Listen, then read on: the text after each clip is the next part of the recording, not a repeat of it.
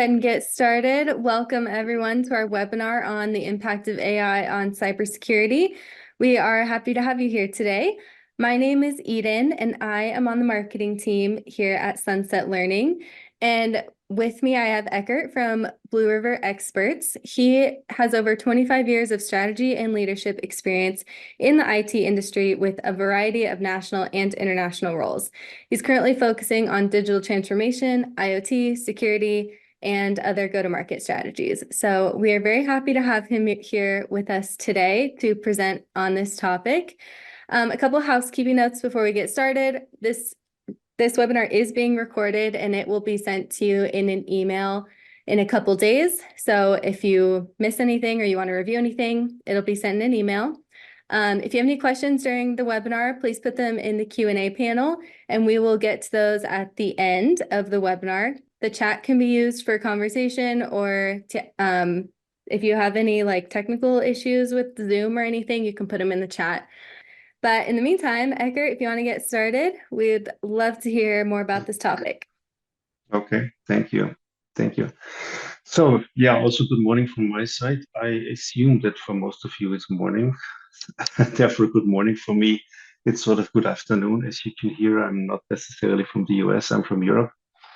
I'm based in Vienna, in Austria. So let me get going. We already had the introduction who we are. Just a little bit about us. We are a boutique expert company focusing on advanced technologies. And since many years, transferring knowledge is our business. And we are focusing on technologies like cybersecurity, cloud, IoT, etc. I think that's enough about us. And now let's get going with the topic. First, I'd like to ask the question, what is artificial intelligence? We all know that there is a buzzword and it's out there, everyone is using it. But it's not necessarily everything computers are used for is AI. I mean, making decisions based on predefined rules is something computers do since the very beginning, and that's not AI. But I have seen just recently a lot of people claiming that their stuff is using AI, and when you look into it, oops, then you figure out it's just simple computer software. So let's look a little bit at the terminology. Artificial intelligence aims to create systems that are really capable of performing tasks that humans would be able to do. I mean, this really means problem solving, decision making, understanding language, recognizing patterns.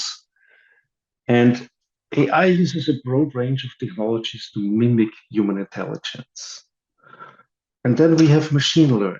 Machine learning is a subset of artificial intelligence. And it's a way of achieving artificial intelligence by giving machines the ability to learn and adapt from data. Machine learning systems are trained with a certain set of data, and then they can improve automatically through experience using that data. We also have different categories of AI. There is something that is called narrow AI. Narrow AI performs single tasks or a limited range of tasks. So narrow AI is trained with a certain set of data, and then it operates under a predefined set of conditions. A narrow AI, as the term says, it's narrow in focus, so it cannot apply its knowledge to unrelated problems. And narrow AI is actually the current state of AI technology that is used widespread across industries. And then there is the AI everyone is concerned about, and that's the general AI. General AI possesses the ability to understand and to learn and to apply intelligence to solve problems. It would be capable of cross-domain learning, etc. So this would be really mimicking the human intelligence, general AI. But honestly, right now, it's more of a theoretical concept than a reality. So there is not really anything like a general AI out there, but we are getting there. And then there is another term being generative AI. What does it mean? it generates new content of content or data based on something that they already know. So it's learning based on data that it was trained on, and based on that data, it can generate new content. Now, this can be definitely considered as the first step towards general AI. It learns the pattern styles and underlying structures of the data, and then it creates new original outputs because it's a new output that generative AI is creating. It's often used for creative purposes. I mean, it can create art, it can create music, it can create writing. I mean, most of you, I think, know GPT chat. So I mean, all of us are using it every now and then. But what it also can do, it also can create new authentic text for emails. It can create new visuals. It can mimic the original. It can create new software code. And so here is already the connection with cybersecurity, because this is, yeah, can be a little bit dangerous. And then there is another term that I wanted to put out there, the term of neural networks. So that's a foundational element of AI and machine learning. And what does it mean? It means that it's it's inspired by the structure and the function of the human brain. So it's designed to recognize patterns and to solve complex problems. And by using neural networks, you can really use a wide range, you can really do a wide range of more complex tasks, like image and speech recognition, language processing, autonomous vehicles, etc. Okay, so that's a little bit about AI, the terminology of AI. And then just a little bit about cybersecurity. Why are we here? Why are we looking at that? We have more than 2,000 cyber attacks per day. And the cost of corporate data breaches in 23 was on an average of 4.5 million about. And the cost of cybercrime is predicted to be about 9.5 trillion this year. I mean, this is massive. And on the flip side, recent research by the World Economic Forum reveals, I would say, a striking lack of confidence. Only 4% of organizations are confident that their users of connected devices and related technologies are protected against cyber attacks. Another interesting number, 82% of breaches in 23 included cloud-based data, and ransomware was at the forefront. I mean, even with some blockchain safeguards, attackers or hackers got away with 2 billion in cryptocurrencies in 23. And the last on my list here is the most worrying in my mind. I only have the 22 data, unfortunately, but nevertheless, in 22, there was a 140% surge of attacks against industrial operations. And I mean, industrial operations is critical infrastructure. And if you look at this rate growth, cyber attacks could shut down 15,000 industrial sites in 27. So we really have to be aware of that. What does this mean for companies? Organizations need to achieve what we call security resilience. I mean, another nice buzzword. But what does it mean at the end of the day? Security resilience means that organizations can quickly adapt to change, they can remain operational in face of disruption and apply the learnings to emerge stronger. That's what we are here for, to achieve this. Okay, let's have a look at AI and cybersecurity.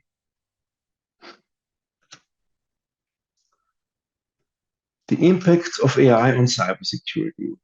AI has become a really important tool already in cybersecurity because it can be used to defend against cyber attacks. Why?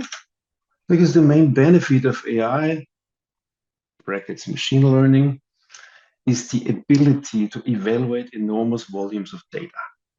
Now, this is extremely helpful for detecting threats and responding to them because it's enormous amount of data out there coming in every day. Neural network-based systems can be used to detect phishing attacks, And machine learning systems can be used to identify new varieties of malware. And here comes the flip side. The webinar is called the double-edged sword. Okay, here's the double edge. Because AI can also be used to orchestrate attacks. And AI can be used by attackers to automate the target identification, predictive modeling, etc. AI can not only detect phishing attacks, it can create them. And it also can create malware.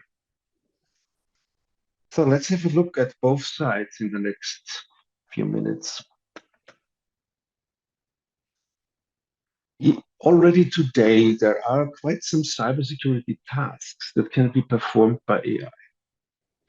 And it's usually very time-consuming tasks that can be carried out by artificial intelligence. It all starts basically with log analysis. The challenge of cybersecurity analysts is to translate massive amounts of data, device outputs, network logs, system logs, etc., into knowledge. Means security alerts. Now, if you look into the reality, those analysts don't have the bandwidth. I mean, neither the physical nor mental bandwidth to process these high volume data streams and really determine which combination really may indicate the security alert. They cannot do it manually.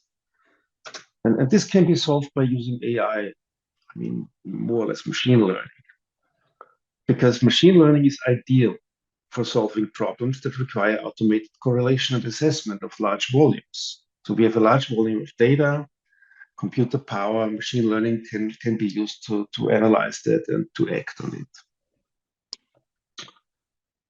This is used basically in the next example, enhanced threat detection and analysis. So enhanced threat detection and analysis is sort of an application of the previous slide.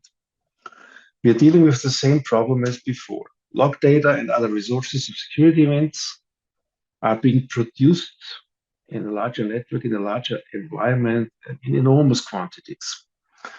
Nevertheless, security teams are required to react quickly to a new threat or to a threat indicator. Well, how to do that? This only can be done by machine learning because they can augment this massive data processing to spot patterns and to spot threats. The next slide is similar, just using slightly different data. So digital forensics and threat hunting. In digital forensics and threat hunting, it again comes down to sorting through a large amount of data. It's just a little bit different data than before. So digital forensics sorts through data, trying to find out the source and the anatomy of an attack. And threat hunting also reviews a large range of data sources, including external feeds and external threat intelligence, to identify new potential threats that may come along. Combining some of those tasks is automated incident response. So already today, we have systems that are able to do some automated incident response. They can use, so these systems can use AI to analyze the amounts of security alerts, qualify the severity of threats, and then to suggest, or if you allow, automatically perform the appropriate responses. And they can use machine learning to review and learn from prior incidents, and so fine-tune the response strategies. When you look at cybersecurity, a very important part of it is not just responding to threats, it's also assessing risk. And AI can also help with enhanced security risk assessment. So AI-powered systems can perform in-depth analysis of data from various sources to figure out potential vulnerabilities. AI can also be used for automated discovery and inventory. Because if you want to assess a risk in your infrastructure, in your whole IT system, you need to know what you're dealing with. So you need to know all your assets. I'm wondering which company really has an inventory of all their assets. You would be surprised how many assets can be found that have not been identified before. And AI can help with data classification. AI can monitor, let's say, every piece of data that is created, that is stored, that is uploaded into the cloud, that is manipulated, and classify it. And by classifying and after classifying, tagging it, so that you can again assess your risk. What happens if certain data is lost or if certain data is stolen, etc. And another very important part of cyber security is UBA, user behavior analytics. I mean, it all comes down, not all, but it very often comes down to the user. How does the user behave? And by using AI, user behavior analytics systems can monitor and analyze user behavior patterns across all your platforms. And if you have many users, it's a ton of data that again needs to be analyzed. So using AI, you can flag deviations and for example, unusual login, etc. And it can learn from changing or evolving user behavior so that it can be adapted and to find out potential security breaches. Now, these systems, by the way, user behavior analytics, you can sometimes it's called UEBA, user and entity behavior analytics. But very often you also find it in systems that are called extended detection and response. So the most modern and sophisticated systems out there are XDR systems, and they include user behavior analytics. Another usage of AI is to detect malware and prevent malware. So systems are very often attacked using malware. So detecting malware is very important. And machine learning, using machine learning, you can monitor the characteristics and behavior of non-malware and you can identify patterns that may signal new malware. What I believe is really important is that this should be done outside the usual cybersecurity system. It should be done by an external threat intelligence platform that then in turn feeds the findings into all the components of a cybersecurity architecture. So AI allows this fast categorization of malware, and this includes, of course, file signatures, code analysis, etc. And by the way, talking about code, AI can be used to prevent vulnerabilities from the start by helping with code review. Coding flaws are causing a very significant amount of cybersecurity incidents. It's really very significant. And AI can be used to perform automated code reviews, being much faster than humans.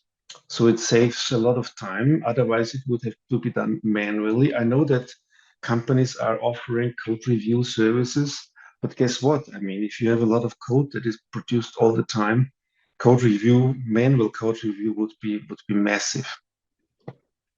And manual code review again is subject to human error.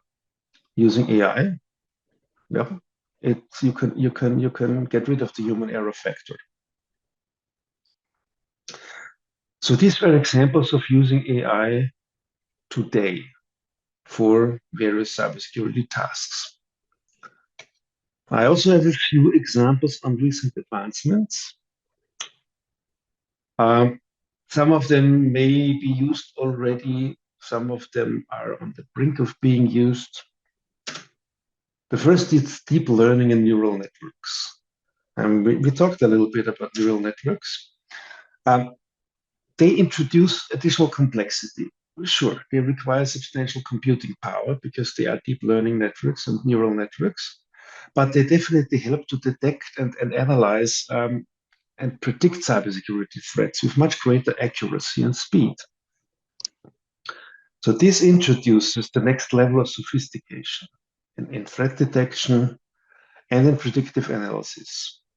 So if you're looking at cybersecurity products today, you may want to look if they already have deep learning and neural networks usage, or if they are planning to do so, etc.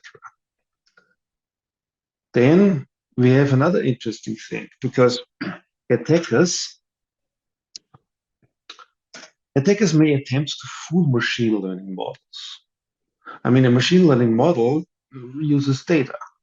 And if data is manipulated and if wrong data is made available to the machine learning system, it may fool the machine learning model. And with generative AI, because it can generate new information, new code, new data, you can also create adversarial examples to train your machine learning system. You can use it for augment your training data. So by creating similar, more training data, and so use it for enhanced detection of adversarial attacks. Then we have another very interesting thing, that's using natural language processing for threat intelligence. I mean, threat intelligence, what is threat intelligence? Threat intelligence is basically the knowledge about existing threats and the hunting of new threats. And ideally, it's an external overarching system that makes the information available to all of the rest of the cybersecurity architecture. And using natural language processing, you can extract actionable data, actionable threat intelligence from unstructured text data. I mean, you can find a lot of information in security reports, in blogs, in social media content, in dark web information, etc., etc. But it's unstructured text data very often. And with natural language processing, you can search for it and sift through it to find actionable threat intelligence. And another thing that recently came up, and where we already have the first products available on the market, is AI-powered security orchestration, or automation and response. SOAR. I mean, what do we want? We want that systems are able to streamline and automate incident response workflows. We want systems that can do that without human intervention, and so help security teams to minimize the manual tasks. As I said before, the security teams are really overwhelmed with all the data that is produced on a daily basis. Okay, next I have a few practical examples. Just a few, but just talking about theoretical stuff, I thought a few examples might be useful.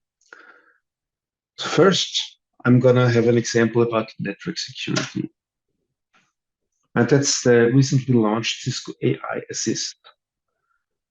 One of the most important tools and products and systems in cybersecurity is still the firewall. I mean, not the traditional old firewall, but the next generation firewall. But managing those firewalls became very, very complex. A firewall acts on rules, allow, not allow.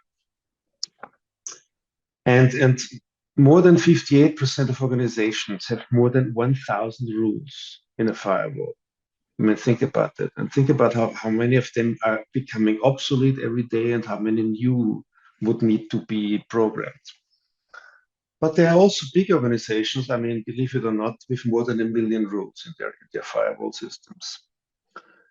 So according to Gartner, that's not something I figured, they figured, Misconfigurations of firewalls. We are causing 99% of firewall breaches in 23. This is massive. And what are the challenges? The challenges are to check the configuration details on an ongoing basis, to do the troubleshooting on an ongoing basis, and to optimizing the rule set. And this is what Cisco AI Assist has been designed to overcome those challenges. So the artificial intelligence assists in policy identification, it augments the troubleshooting, it automates the policy lifecycle management. It's out there today. It's available. It's an example of artificial intelligence used in a cybersecurity product or family of products. Next, let's look at security operations. And here I want to just show you quickly Palo Alto Cortex. So Palo Alto Cortex XDR, as I told you before, XDR systems are sort of the highest level of extended endpoint detection response, including a lot of security operations center features. And Palo Alto Cortex XDR is using AI for a number of tasks. So they have basically implemented most of the most of the examples we talked about before. So there is behavioral analytics. So Cortex XDR is using AI to analyze the behavior of users and applications, etc.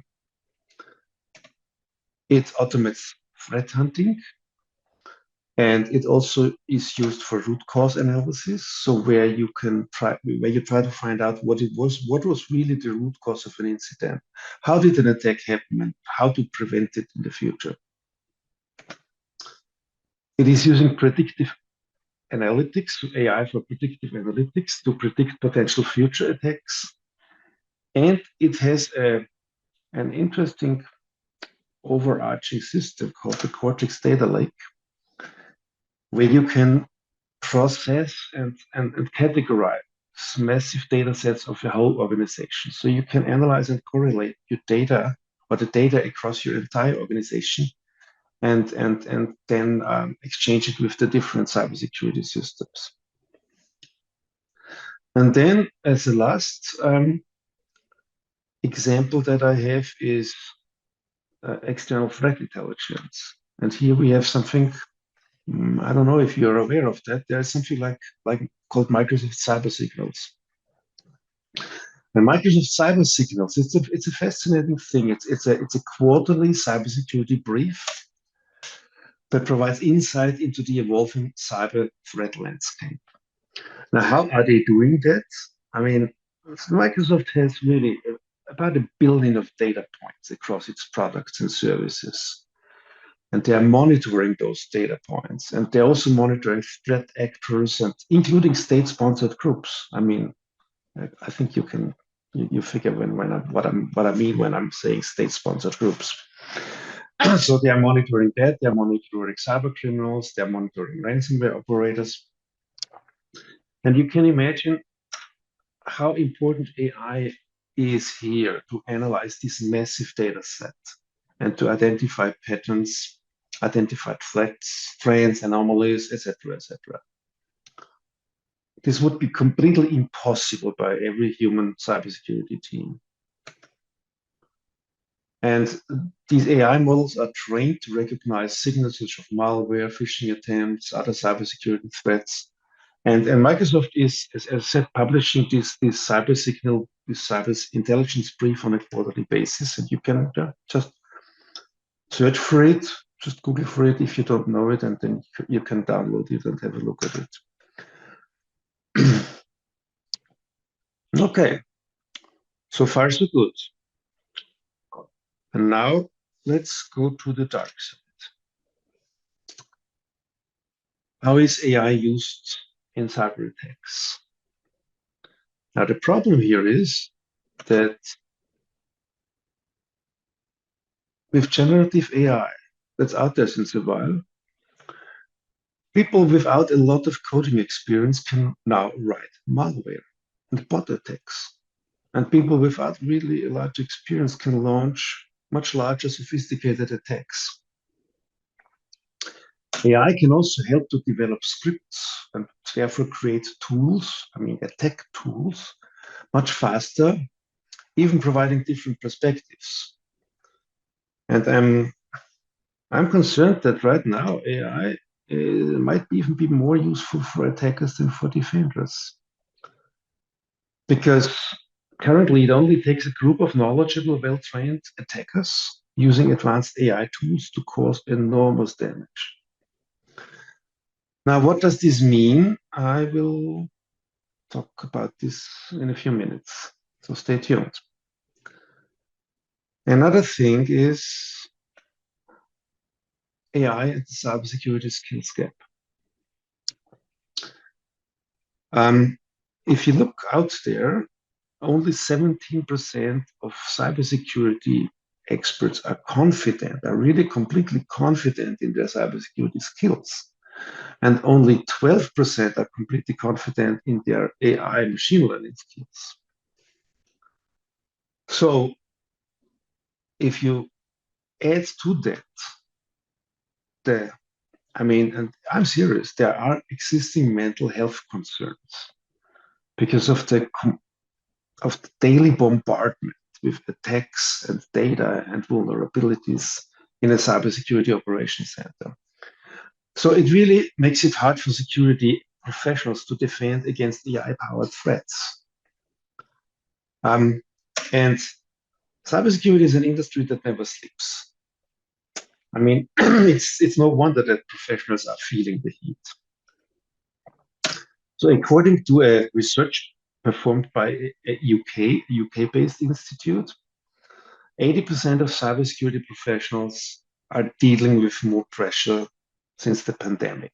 Well, we all know that since the pandemic, things were heating up. And the third, and this is a lot, are kept awake at night by job stress. So what I'm trying to say with all this data is that even with AI advantages, security professionals need upskilling. And AI is there, yes, great. But how to interact with AI? And how does AI interact with other tools and technologies? You cannot just purchase a product that uses AI and that's it. And with generative AI, the whole thing is accelerating. So the skill gap already exists, but finding the right people and upskilling people is becoming harder and harder. So according to the last year IDC research, 40% of global organizations say that investment in skills and digital training is their most enduring technology investment this year in 24. What are the challenges due to technology skills? It has affected the pace and success of digital transformation. It's in 23, you think we all thought it might get better, but no. In 23, it took on average 3 months longer to fill a vacant IT position than in 22. And the role hardest to fill, guess what? AI and machine learning, top of the list, and then cybersecurity and cloud development. And no, I don't believe that it will get better in 24. So a few examples how AI is used in cyber attacks. And it is used in cyber attacks, not how it could be used.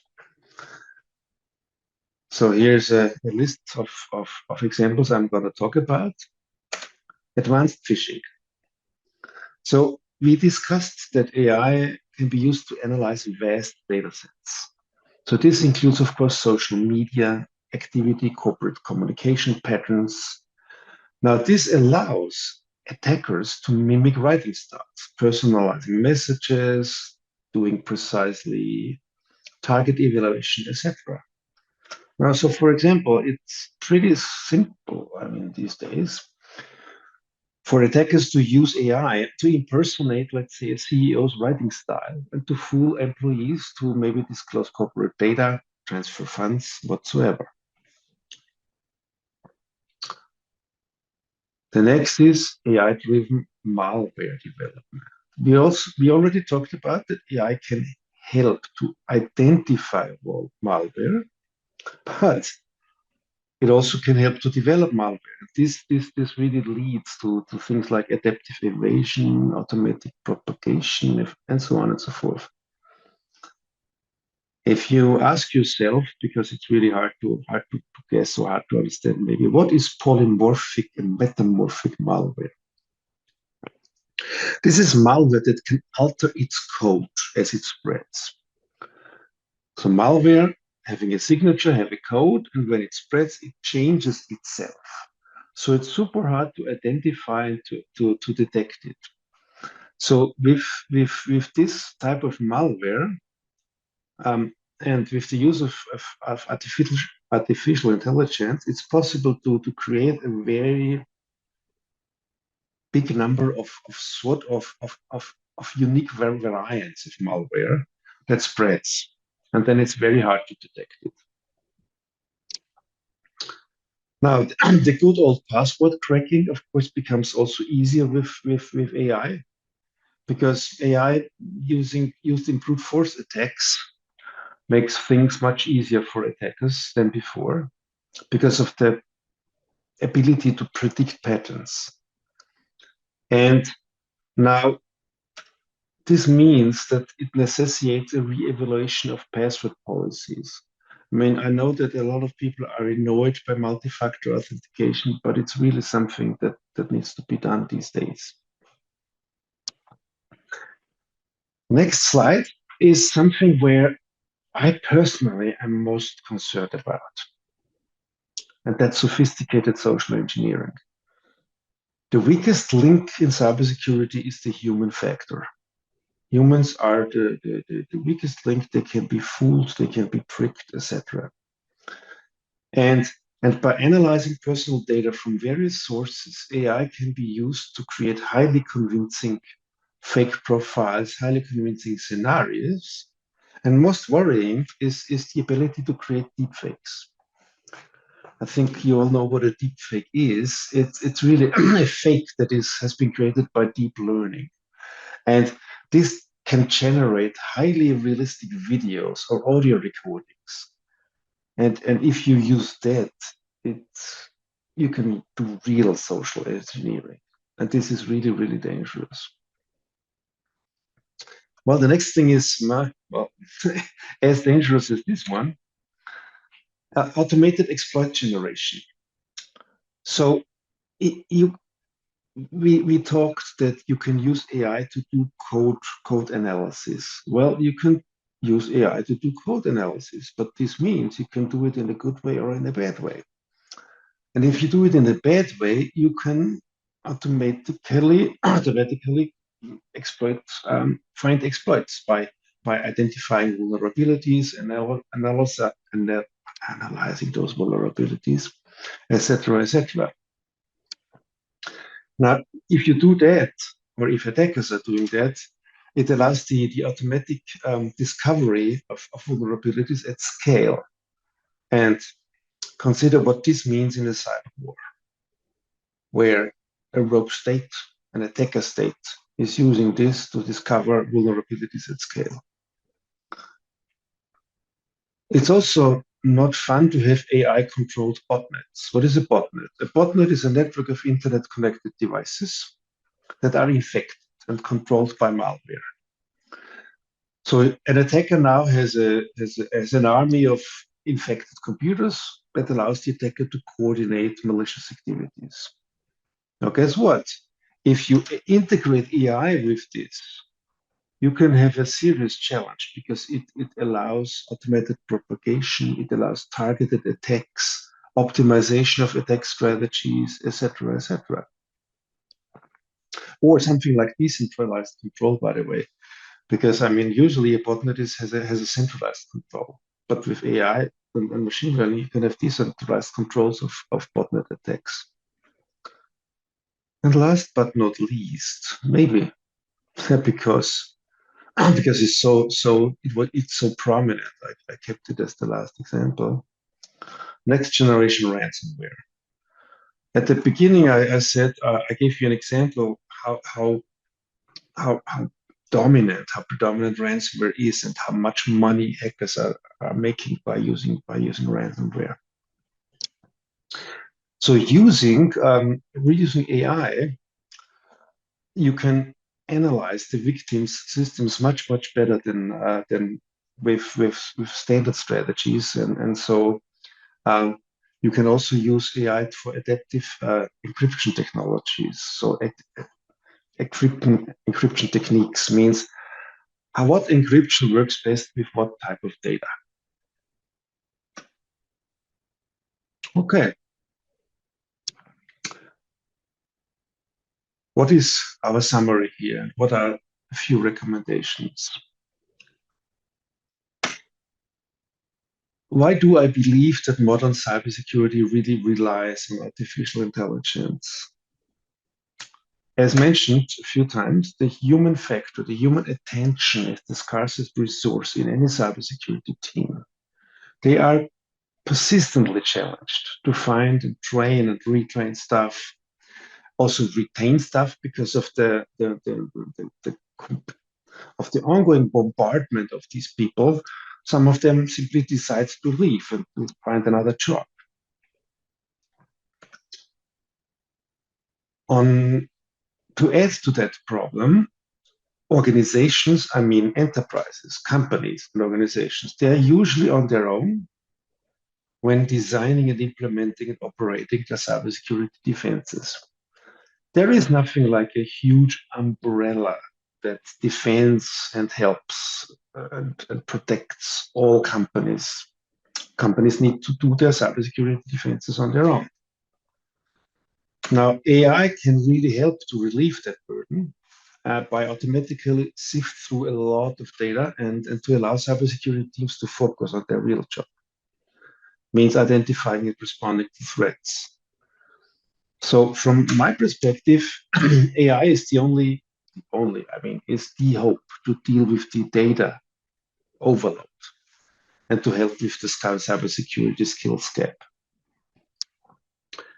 Another very important concern, why AI is so important.